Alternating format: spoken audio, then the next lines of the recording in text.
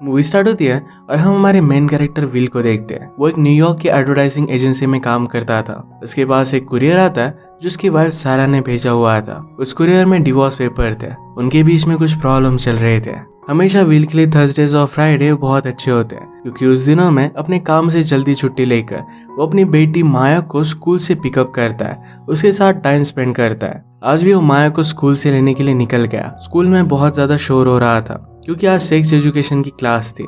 छुट्टी होने के बाद माया उसके पास आके और वहां से निकल गए। पूरे रास्ते में माया उसे अजीब अजीब सवाल पूछ रही थी। विल को आंसर करना जरा ऑकवर्ड था, इस वजह से उसे कुछ भी आंसर नहीं करता। घर आने के बाद माया और एक क्वेश्चन पूछती है। उसने कहा कि आप और मदर कैसे मिले थे। विल उसे कुछ भी बताना नहीं चाहता था पर अपनी बेटी के प्रेशर में आकर उसे स्टोरी बताना स्टार्ट कर देता है। ये स्टोरी बताने से पहले उसकी एक कंडीशन थी। वो अपनी स्टोरी में सारी लड़कियों के नाम चेंज कर देने वाला था। अब माया को डिसाइड करना पड़ेगा कि उसकी मदर कौन है। वो अपनी स्टोरी सुनाना स्टार्ट करता है। पास में वो 1992 में मेडिसन में था। वहाँ उसकी एक गर्लफ्रेंड थी जिसका नाम था एमिली। उसे बहुत प्यार करता था। उस वक्त विल का जो सपना था वो अब उसे बहुत एम्बैरेस करता है। वो अमेरिका का प्रेसिडेंट बनना चाहता था। वो अगर वहीं पर रहता तो अपना सपना कंप्लीट नहीं कर पाता।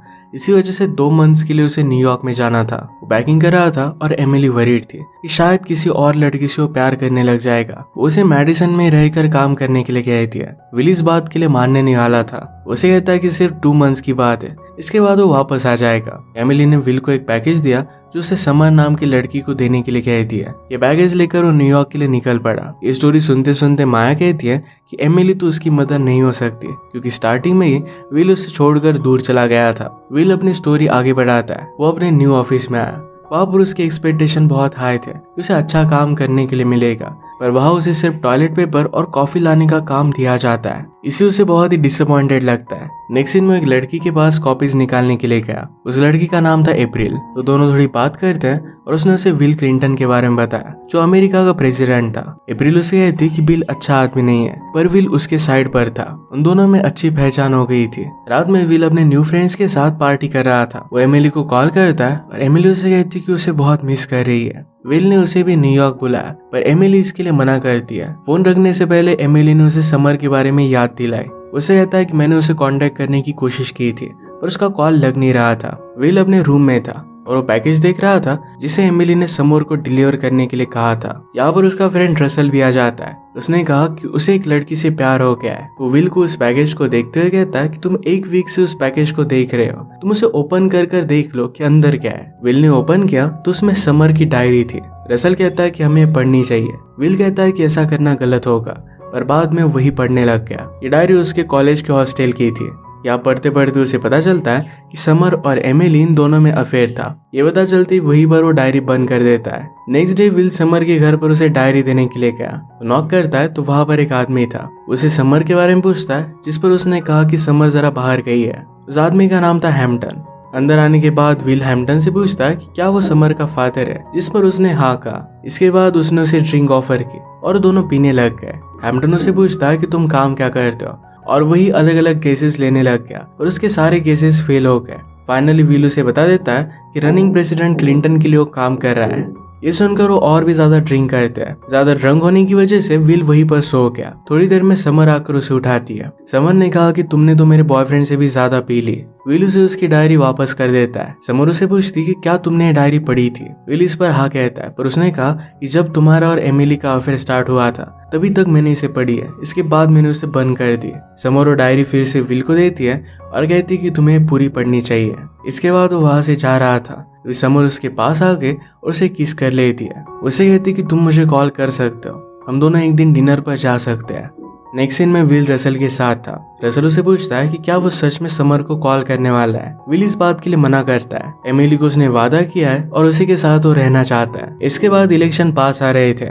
विल को जरा प्रमोट कर दिया गया। उसे पोस्टर बनाने के लिए कहे गए। वो इस बात की वजह से बहुत ही एक्साइटेड था। उसके मैनेजर ने बाद में उसे पॉलिटिकल चेयर सेल करने का भी काम दिया। वो अपना काम बहुत मेहनत से करता है और इसी की वजह से सारा काम बहुत ही अच्छे से चल रहा था। ये रियलाइज कर सब लोग उसके लिए तालियां बजाते हैं। एक दिन वो सिगरेट्स लेने के लिए जाता है और वहां पर अप्रैल भी आती है। वो अलग अलग ब्रांड्स की सिगरेट्स लेते हैं और बातों बातों में उन दोनों में आर्गुमेंट हुआ कि किसका ब्रांड अच्छा है। इस पर उन्होंने $20 की बेट लगाई थी। ये बेट अप्रैल जीत जाती है और विल उसे $20 दे रहा था, पर अप्रैल ये लेने के लिए मना कर देती है। विल को पता चलता है कि आज अप्रैल का बर्थडे था, पर अप्रैल का बॉयफ्रेंड लुकास उसे कहीं पर भी लेकर नहीं गया। उसे अपनी तरफ से बर्थडे डिनर के लिए लेकर जाने के लिए इनवाइट करता है। अप्रैल उसे कहती कि हम दोनों को एक पार्टी में जाना चाहिए, क्योंकि उसे आज अकेला नहीं रहना था। वो अप्रैल को एमिली के बारे में बताता है। अप्रैल उसे कहती है कि अगर तुम एमिली से इतना प्यार करते हो तो उससे शादी क्यों नहीं कर लेते। इसके लिए ऑलरेडी विल ने एक रिंग बाय कर ली थी, उसे प्रपोज करने ही वाला था। इस बात के लिए विल जरा नर्वस था। अप्रैल उसे कहती है कि तुम मेरे साथ प्रैक्टिस कर सकते हो। वो प्रैक्टिस करने लग गया तो अप्रैल कहती है कि तुम्हें घुटनों पर बैठना चाहिए, इससे प्रपोजल अच्छा लगेगा। विल इसके लिए मना करता है और ऐसे ही प्रैक्टिस करता है। इसके बाद अप्रैल उसे मना कर देती है। विल ने फिर से प्रपोज करने का ट्राई किया तो अप्रैल ने कहा कि शायद मैं इसके लिए मान जाऊं। इसके बाद वो अप्रैल के साथ उसके घर पर जाता है। वहां पर वो दोनों बातें करते हैं और अप्रैल उसके लिए टी बनाती है। अप्रैल ने उसे कहा कि उसके पिछले बर्थडे पर उसके डैड ने उसे एक बुक दी थी जिसमें बहुत अच्छी चीजें लिखी हुई थी। उस वक्त उसे उस बुक का इम्पोर्टेंस नहीं पता चला था और इसके बाद उससे वो बुक गुम हो गई। अप्रैल को इस बात से बहुत बुरा लगता है, क्योंकि ये प्रेजेंट उसके डैड का लास्ट प्रेजेंट था। 3 वीक्स पहले उसके डैड की डेथ हो गई थी। ये सुनकर विल को भी बहुत बुरा लगता है। वो और भी बातें करते हैं और करीब आ गए थे, एक दूसरे को किस करने लग गए। विल ने रियलाइज किया कि ये सब गलत है और वहां से वो निकल जाता है। वो लिफ्ट में एमिली को देखता है जो उसके अपार्टमेंट में जा रही थी। ये देखकर वो स्ट्रेस लेता है और अपने रूम में चला गया। एमिली एक्चुअल में उसे सरप्राइज देने के लिए आई थी। उन्हें देखकर रसल वहां से चला जाता है। वो दोनों फिर वॉक के लिए जाते हैं। कुछ बात करने के बाद घुटनों पर बैठकर उसे प्रपोज करता है। एमिली यहाँ पर उसे मना कर देती है। एमिली का अब एक नया बॉयफ्रेंड था जिसका नाम था चार्ली। चार्ली मेडिसन में विल का ही रूममेट था। ये सुनकर विल को बहुत बुरा लगता है और उसका दिल टूट गया। इसके बाद वो वहां से चला गया। नेक्स्ट सीन में उसके ऑफिस में पार्टी हो रही थी, क्योंकि बिल क्लिंटन अब अमेरिका का प्रेसिडेंट बन चुके थे। वहां पर भी विल सैड बैठा हुआ था और उसके पास अप्रैल आई। उससे बात करने लगे और विल उसे कल रात के लिए माफी मांगता है। इसके बाद अप्रैल और वो दोनों अच्छे फ्रेंड्स बन जाते हैं। प्रेजेंट में माया को अब नहीं लगता कि एमिली उसकी मदर है। अब सिर्फ समर और अप्रैल ही बची हुई थी। विल फिर उसे कहता है कि अप्रैल फिर उसके बाद वर्ल्ड टूर पर चली गई। वो एक दूसरे से खत लिखकर बातें करते थे। दूर रहने के बाद भी उनमें फ्रेंडशिप बहुत ही गहरी हो चुकी थी। इसके बाद 1994 में उसका प्रमोशन हुआ, जिसे उसके पुराने बॉस आर्थरो रूबर्टो ने दिया था। नेक्स्ट सीन में हैम्पटन की स्पीच सुनने के लिए गया था और वहीं पर उसे समर मिली। वो दोनों बात करने लग गए। वो कहती कि हैम्पटन ने उसे किसी और लड़की के लिए छोड़ दिया है। उसे उसके काम के बारे में पूछता है तो समर ने कहा कि वो न्यूयॉर्क मैगजीन के लिए आर्टिकल्स लिखती है। इसके बाद वो हैम्पटन से मिलता है। हैम्पटन ने उसे उसके काम के बारे में पूछा तो बताता है कि आर्थर रूबर्टो के लिए वो काम कर रहा है। इस पर उसने उसे सजेस्ट किया कि आर्थर के ऊपर उसे समर से एक आर्टिकल लिखवाना चाहिए और बहुत ही अच्छा आर्टिकल लिखती है। यह आर्टिकल पब्लिश हुआ और सबको बहुत पसंद आता है। इसके बाद वो दोनों साथ में डिनर के लिए जाते हैं। विल उसकी बहुत तारीफ करता है, उसे आर्टिकल बहुत पसंद आया था। रास्ते में बात करते करते समर उसे कहती है कि वो एक्ट्रेस बनना चाहती थी। इसके बाद विल उसे एक गाना गाने के लिए कहता है। उसका गाना विल को बहुत अच्छा लगा। वो फिर उसे किस करता है और फिर वो दोनों इंटीमेट हो जाते हैं। सुबह होने के बाद उन्हें हॉस्पिटल से कॉल आता है। वहाँ के डॉक्टर उन्हें कहते हैं कि हैम्पटन का एक्सीडेंट हो चुका है। वो दोनों हॉस्पिटल में पहुंचे, पर हैम्पटन ठीक था। उसे सिर्फ थोड़ी सी चोट आई थी। विल जब बाहर गया तो हैम्पटन समर से कहता है कि क्या वो अपना काम ठीक से कर रही है। एक्चुअली हैम्पटन ने समर को विल के साथ झूठा प्यार करने का नाटक करने के लिए कहा था। वो ऐसा क्यों कर रहे थे इसका रीजन हमें बाद में पता चलेगा। इसके बाद विल अपने काम पर जाता है जहाँ पर प्रेसिडेंट आने वाले थे। फाइनली अब विल उनसे मिलने वाला था तो इसके लिए एक्साइटेड था। अचानक से शिकागो में तूफान आने की वजह से थोड़ी सी प्रॉब्लम हो जाती है। विल को एक लड़की का कॉल आया। वो उसे कहती है कि मैं तुम्हारे बहुत करीब हूँ और मैं तुम्हें देख सकती हूँ। विल उसे ढूंढने लग गया और फाइनली वो लड़की उसे मिल ही जाती है। ये और कोई नहीं तो अप्रैल थी। वो उसे मिलकर बहुत खुश था और वो दोनों बाहर जाते हैं। रास्ते में अप्रैल उसे एक लड़की के बारे में बताती है जो उसे पसंद करता था और उसे कमिट करने के लिए रेडी था। विल उसे एक ज्वेलरी शॉप में लेकर आया था। अप्रैल ने उसे कहा कि उस लड़के ने उसे किस करने की कोशिश की थी, पर उसने उसे मना कर दिया था क्योंकि वो किसी और से प्यार करती है। अप्रैल यहाँ पर विल का नाम लेने वाली थी, पर वो रियलाइज करती है कि विल यहाँ पर किसी और के लिए रिंग लेने के लिए आया हुआ है। ये और कोई नहीं तो समर ही थी। ये सब देखने के बाद अप्रैल वहां से जाने लगे। विल उसे रोकने की कोशिश करता है और पूछता है कि हुआ क्या।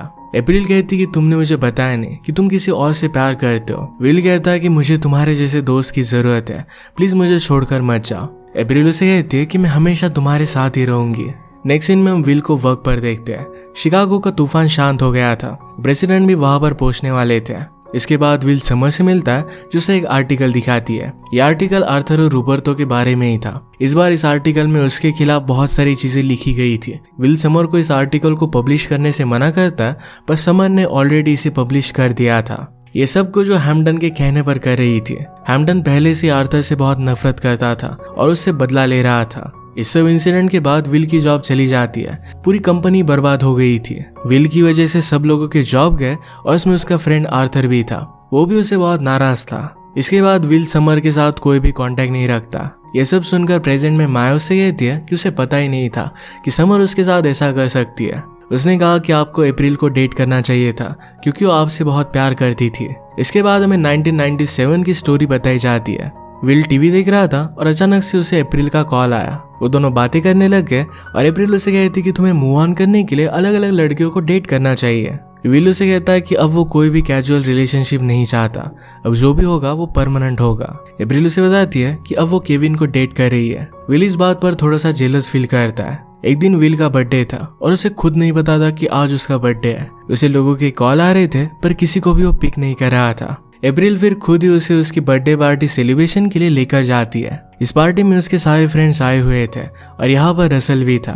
अब वो पुराने टाइम की तरह एक दूसरे के साथ बैठकर बातें करते हैं। रसल ने भी उसे माफ कर गले लगा लिया था। इसके बाद अप्रैल केक लेकर आती है, पर तब तक वहां से विल चला गया था। अप्रैल अपने घर पर आए तो विल उसका वेट कर रहा था। विल ने उसे कन्फेस किया कि उसे बहुत पसंद करता है। अप्रैल इस बात से शॉक हो गए। विल उसे किस करने लग गया, पर अप्रैल ने उसे मना किया। अप्रैल उसे कहती है कि तुमने मुझे ये सब तब क्यों नहीं बताया जब सब कुछ ठीक था। अब उसकी हालत बहुत खराब थी। विल उसके साथ बदतमीजी से बात करता है तो उसे थप्पड़ मारकर वहां से चली जाती है। प्रेजेंट में उसकी बेटी उससे कहती कि ये तो सब बहुत ही कॉम्प्लिकेटेड है। जब आप एमिली से प्यार करते थे तो एमिली किसी और से प्यार करती थी। जब आप अप्रैल से प्यार करने लग गए तो अप्रैल किसी और से प्यार करती थी। विल फिर से अपनी स्टोरी कंटिन्यू करता है। एक दिन जब वो रास्ते से जा रहा था तो उसे अप्रैल की बुक दिखी। ये वही बुक थी जिसे अप्रैल को उसके फादर ने दिया था। विल उस बुक को बाय कर लेता है और फिर वो अप्रैल के घर पर गया। वहां पर अप्रैल की रूममेट ओलिविया थी। उसे कहती कि अप्रैल कॉलेज में गई है। थोड़ी देर में वहां पर वो केविन को देखता है जो अप्रैल का बॉयफ्रेंड था। बिना उसे बुक दिए वो वहां से चला गया। अब नई सीन में वो कैफे में बैठा हुआ था। वहां पर उसे समर मिलती है और उसे सॉरी कहती है। उसे कहती कि वो प्रेग्नेंट है, पर इस बेबी के डैड उसे छोड़कर चले गए। समर के यहाँ पर एक पार्टी थी।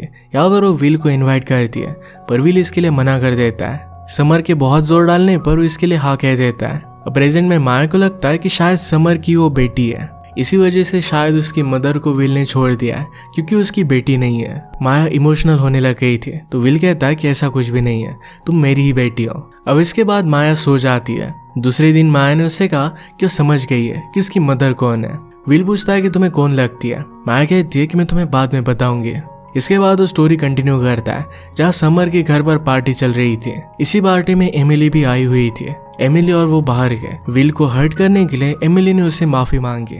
विल उसे कहता है कि उसे बहुत सैड लगा था। एमिली उसे सहारा देने के लिए उसके सर को सहलाने लगती है। स्टोरी के बीच में ही माया पहचान जाती है कि उसकी मदर एमिली है। जब भी माया दुखी होती थी तो एमिली उसके सर को ऐसे ही सहलाती थी। इसके बाद हमें पता चलता है कि एमिली का असली नाम सारा था। वो माया की रियल मॉम थी। प्रेजेंट में सारा माया को लेने के लिए आई और दोनों जू में जाते हैं। माया ने विल को स्टोरी सुनाने के लिए थैंक यू कहा। विल उसे कहता है कि इस स्टोरी की हैप्पी एंडिंग है और इसकी हैप्पी एंडिंग तुम हो। वो माया से बहुत प्यार करता है। इसके बाद माया अपनी मॉम के साथ चली गई। विल घर की साफ सफाई कर रहा था तो उसे अप्रैल की डैड की बुक मिलती है। अब बहुत सालों बाद इसे वो रिटर्न करने के लिए जाता है। अप्रैल से मिलता है और वो दोनों एक दूसरे को देखकर बहुत खुश थे। विल उसे बुक दे देता है। इसे देखकर उसे थैंक्स कहती है और बहुत इमोशनल हो गई थी। विल ने उसे कहा कि ये बुक मेरे पास बहुत सालों से थी, मैं तुम्हें देना चाहता था पर दे नहीं पाया। अप्रैल इस बात से बहुत अपसेट हो जाती है। उसे वहां से जाने के लिए कहती है। नेक्स्ट सीन में सारी बातें विल अपनी डॉटर माया को बताता है। माया उसे कहती है कि आपको किताब उन्हें दे देनी चाहिए थी। आपको अप्रैल के साथ ही रहना चाहिए क्योंकि अब भी आप उससे बहुत प्यार करते हो। माया को ये बात इस वजह से पता चली थी कि स्टोरी में विल ने सबके नाम चेंज कर दिए थे पर सिर्फ अप्रैल का ही चेंज नहीं किया था। इसके बाद माया और वो दोनों अप्रैल के घर पर जाते हैं। अप्रैल उसकी आवाज सुनकर दरवाजा नहीं खोल रही थी। विल ने माया को वहां से चलने के लिए कहा पर माया कहती है कि आपको 30 तक काउंट करना चाहिए। अप्रैल फिर भी अपना दरवाजा खोल नहीं रही थी। माया विल को कहती कि आपको बात अप्रैल को बता देनी चाहिए। इससे उसे बिलीव हो जाएगा कि अब भी आप उसे प्यार करते हो। ये सब बातें अप्रैल दरवाजे से सुन रही थी। अब काउंटिंग खत्म हो चुकी थी, वो दोनों वहां से जाने वाले थे। तभी अप्रैल बाहर आके उसे पूछती कि तुम मुझे क्या बताने वाले थे। विल उसे कहता है कि तुम्हारी डैड की बुक, यही सिर्फ एक चीज तुम्हारी मेरे पास थी, इसके अलावा मेरे पास तुम्हारी कोई भी याद नहीं थी। उसकी याद कभी भी खोना नहीं चाहता था, इसी वजह से उसे रिटर्न नहीं कर पाया। ये सुनकर अप्रैल उसे गले लगा लेती है, उसने उसे एक्सेप्ट कर लिया था। इसके बाद वो दोनों किस करते हैं और इसी के साथ ये मूवी एंड हो जाती है। अगर आपको एक्सप्लेनेशन अच्छा लगा तो प्लीज लाइक और कमेंट जरूर कर दीजिएगा। बहुत सारी मूवीज लेकर आता रहता हूँ, तो प्लीज चैनल को सब्सक्राइब कर दीजिए और बेल नोटिफिकेशन आइकन दबाना मत भूलिएगा। हम फिर से मिलेंगे और एक नए मूवी के साथ, तब तक के लिए थैंक यू और आप अपने आप का ख्याल रखिए।